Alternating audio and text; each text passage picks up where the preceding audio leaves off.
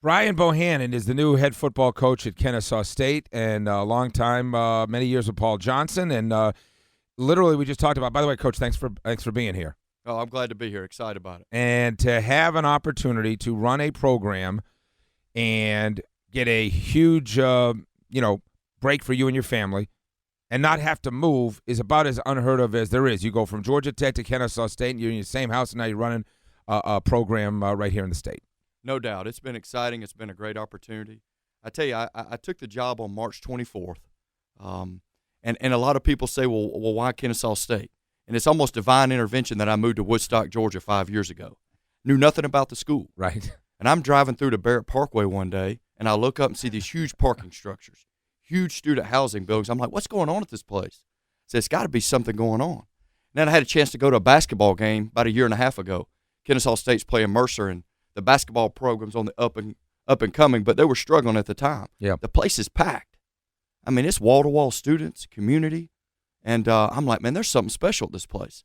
So immediately I get involved with Coach Dooley, who was the head of exploratory committee for football there, and Dr. Papp, who's the president, and Vaughn Williams, the athletic director, and I said, this is a special place, and this is something I want to be a part of. And that was kind of the start for me for what I thought was a special place that I knew you could sell. Did you realize there wasn't a football or a shoulder pad to be had any place when you were really excited about what's going on over there? You know, I think you get it at a point in time in your career, you're ready to take that next step. You know, you're ready to take on a little more responsibility and a little bigger role, and I was ready for it. And it just made sense to me. I love the area. My kids are entrenched in that area, and I knew it was a great community. The Kennesaw, Ackworth, Woodstock, Dallas area is awesome. And I knew that, and I knew about the area. I know the talent level in this state. I know the talent level in Metro Atlanta. I've been recruiting it my whole life. You know, I've been a part of this my whole life. So I knew all about that. So I knew the things were in place to be successful.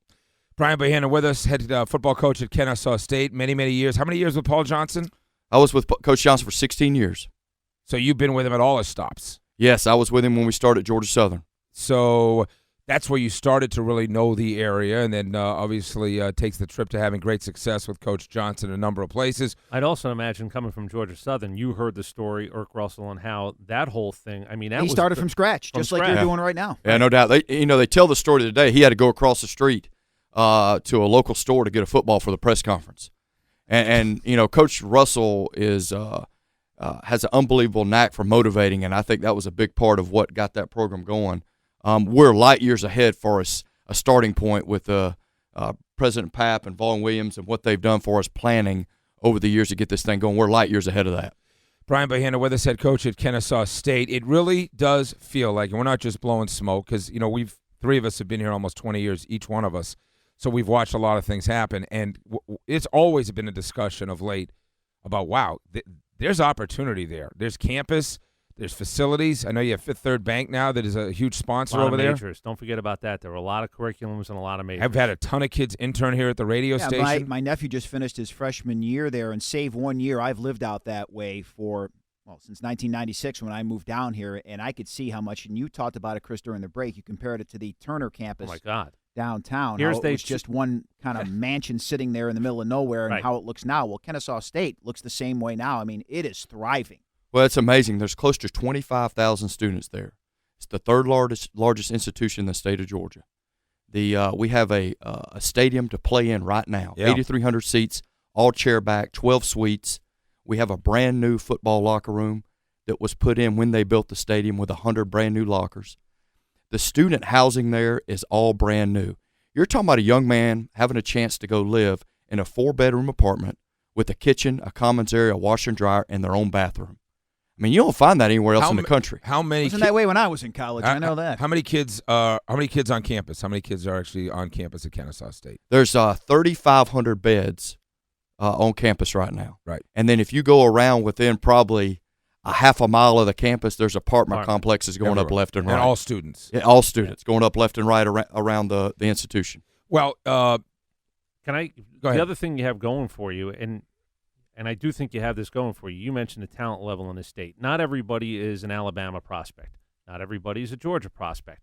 There are guys who want to be able to compete, continue their careers. Now you got to coach them up where they can play with everybody at their level and just a tick above. Isn't that sort of the game plan from a coaching point of view? There's no doubt. And we're going to be the only public FCS school in the state of Georgia. I mean, we'll be the only public FCS school. That's going to be our niche. And we're going to recruit the best players we can that aren't going to Georgia Tech, that next level kid.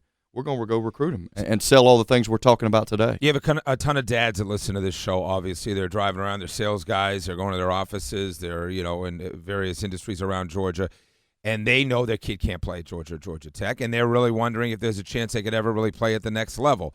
So and get education paid for. Yeah. How do folks go about letting Kennesaw State know I want that my kid is on the map? Because obviously you're looking for guys, but there's a lot of parents out there that are saying, wow, would that be a dream for my kid to go to school up the street, get it paid for, and now finally there may be an option right here in the state. So how do they even go about letting you guys know? What's that process like? Right now you can go to our website, and we have an email address that goes directly to football, and we have that up and running. We also have a prospect questionnaire online. So there's ways. If you'll just go to our website, you can find anything you want about football. People send. I know there's a lot of groups that companies that DVDs send you films, build films for kids, all that. How much have you been contacted by folks like that since you took this gig? How much tape comes through and all that? When I got the job, I hired 3 coaches, and the 4 of us, our goal during the spring evaluation period was to go to every school in the state of Georgia, and there's 460 schools in the state now. And the 4 of us probably hit 95% of them. So our initial goal was to get out and spread the word. And exactly what you're talking about now, Steak, is get the word out so they know, hey, this is here. Kennesaw State's here. They're having football, and we need to go check it out. In the last 2 weeks, we've probably had over 30 kids visit campus. That's the first time it's ever happened. Right. And that's the neat thing about it. Everything you do, you're kind of making history. Every day is a new day, and it's you're making history, so it's unique. You could be a pipeline school. We've talked about guys at certain colleges have a pipeline in, but I think yours can actually be a bigger blanket than that, because the pipeline then becomes, how do I know that this kid can play, wants to play, but he's not that kid. He's not that guy going to that school. I think you have a bigger pipeline afforded to you than even the elite schools, because there's more, just a numbers point of view. There's more kids who want to play who can't play at that level than there are. And, Coach, if you talk about just in Cobb and Cherokee County, I mean, that pipeline can be incredible just in those 2 counties alone, let alone all of the rest of the metro area. Well, there's no doubt one of the first things I did is I had a reception for the Cobb, Cherokee, and Paulding County coaches alone. And basically all I want to say is I want this to be your institution. And if we can keep all the young men just in those 3 counties home that fit what we're looking for at Kennesaw State, we got a chance to be successful. Do you know who did the same exact thing? Greg Shannon, when he got the Rutgers job, and I know somebody who was in the room, he invited 350 high school coaches. Now, he said, I had no budget. We're cutting up Jersey Mike subs. Not everybody didn't even get their own sub. I'm cutting up Jersey Mike subs. And his speech was, I'm you, you're me. I just happen to know people, got a break, worked hard. This could be you someday, but it could be your player's opportunity. That's brilliant. When you talk about just wanting to make this a statewide thing, have a little pride. We're here. That's an opportunity, I think. Yeah, no doubt.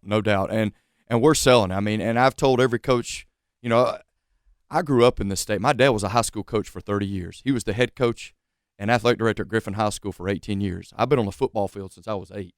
And I've been recruiting or a part of something in the state of Georgia my whole life. And I'm making it, it's going to be a point for this state that they're going to know our presence is going to be there, because I believe if we can do a great job here, we don't have to go anywhere else. Opening day is 2015? Correct. We'll sign our first class in February of 2014. We'll practice the fall of 14, sign another class in 15, have spring ball. Our first season will be the fall of 2015. And talk about the league and who you're playing, and take us through that a little bit. Right now, the league is up in the air. We don't know exactly what league we're going to be in. We'll know in the next month probably exactly what league we're going to play in. We're definitely going to be in a league to play football. We'll find that out, and then the first year schedule will probably be, I kind of had a philosophy going in this day to win the day. That's kind of my theme, win the day. We want our kids to win the day on the field, off the field, and in the classroom. That's it. That's what we're looking for. So our first schedule, we want to have a chance to win the day. We want to have a chance to be successful. Then we'll get into the conference stuff after that. Brian Bohannon with us live in studio. We'll find out what the ride's been like, especially at Georgia Tech. We'll look back at a position that he's been integral in, coaching quarterbacks and being a part of the offense. We'll talk more about that at the major college level. We'll ask him that slippery little question. What about the offense at Georgia Tech? You know what they say. You watch enough film, get enough time to prepare, you know what's going to happen, right? Well, what they say. We'll ask Brian Bohannon that question. It's Mayhem on Sports Radio 790 The Zone. Brian Bohannon's here. He's head coach Kennesaw State. He spent many years at Georgia Tech as the quarterback coach. How many years total? 5 years. 5 years at Tech with Paul Johnson. Let me ask you about the sensitivity. We know your ex-boss, very sensitive about it. I don't know if you were as well. The notion that, hey, you know what? If you see that offense enough times, prepare for it. Eventually, you're going to be able to handle it out. And if you fall behind, you can't throw the ball, so you're in deep water. You give me that steely well. glare, in great tradition of your former head coach over there. But you've heard what people say about it. And how much personally did you take it as a staff when folks would make comments about the offense you're running? Well, I think anytime you have something that you do, you want to be successful at it. And, obviously, Coach Johnson, you look over the years, his percentage of winning has been unbelievable. And what we've done on offense over the years, it's been productive.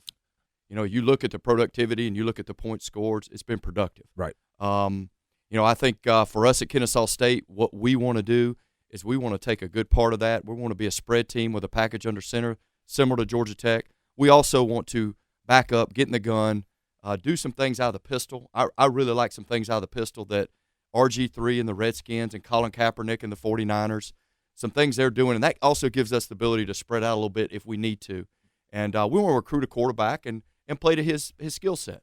If a kid can throw the ball a little better, by gosh, we'll throw the ball. If he's a better runner, then we'll run the ball. We'll do what'll give us a chance to be successful. How proud are you of some of the kids? Josh Nesbitt obviously did a phenomenal job for you. Tevin Washington worked so hard to really be a very productive player in the ACC. Fadley coming back in the mix there. You've had some great kids that you've coached over there at quarterback. There's no doubt. Those are unbelievable kids. Josh Nesbitt, what an unbelievable competitor. When he stepped in the huddle, those guys knew, he was going to compete. Tough Kid, kid, man. you had to hit him in practice, too. That was a little bit different, did you not? Oh, no, we didn't touch him in practice. Oh, no. He didn't get hit during the season in practice at all. No, that was just game time. And Tevin Washington, another great kid and great competitor that played extremely well. And I'm excited and was excited before I took this job about what was coming at quarterback there with Vadley, who got to play a good bit for us last year, and now Justin Thomas, another young kid. I think those guys, that's a bright future for Georgia Tech. You think both those guys are going to play a little bit? Yeah, I think they'll both end up playing. Yep. When you take this job, Brian Bohannon with us, head coach at Kennesaw State, it's so overwhelming, I would think. You have to really start at ground zero. You talked about it during the break. You're looking for a pencil. You're looking for a printer. You want online access, whatever. Where do you start? What's the first thing that you do? Well, I think the first thing I did is I sat down, and my first thought was I want to put together a great staff because I truly believe you're as good as the people around you. So that was my first thing when I got in. I already had some guys in mind, and that was my first goal, was to put together a staff because I knew if I could get great people in there, then we were going to have a chance to be successful. And I've done that. I've had a chance to hire 5 coaches that are in place right now and a director of football operations. My 6th coach, which is defensive coordinator, will be on board here in the next few weeks. The interview process of finding a defensive coordinator, how vast does the search go, and what kind of things are you looking for? And normally, is he an assistant on the defensive side of the ball for somebody at another school, I assume, or something along those lines? I think the big thing I was looking for with all the guys I hired, especially the defensive coordinator, is guys that met my philosophy, that we saw things the same way. May not think everything the same, but we had kind of the same philosophy. The most important thing on a staff is that everybody can work together. You can check your ego at the door, and you walk in, and we're all there for the common cause to be the best football program we can for Kennesaw State University. And I think that was even more important than whether we're a 4-3, whether we're a 3-4, whether we're a 4-2-5. We're going to have to recruit our, and adapt a little bit anyways to our personnel. So I wasn't as concerned much about scheme as who that person was and what they were made of and what they were about. And I've already found, I found a great guy, and I can't name him right now, but in good time I will, but I'm excited about that. I'm assuming the enthusiasm as well comes along with that. You just have to have a group of guys who say, we're in this together, let's actually We're going to take our lumps, but we're not going to get tired. We're not going to give up. Well, and I've told every group and every young man that's come through with their parents, I said, listen, they already sense the energy and enthusiasm with our staff when they come on campus. And I've told girls, I'm not perfect. This is my first job. I'm going to make some mistakes, but we're going to do it with energy, effort, and enthusiasm.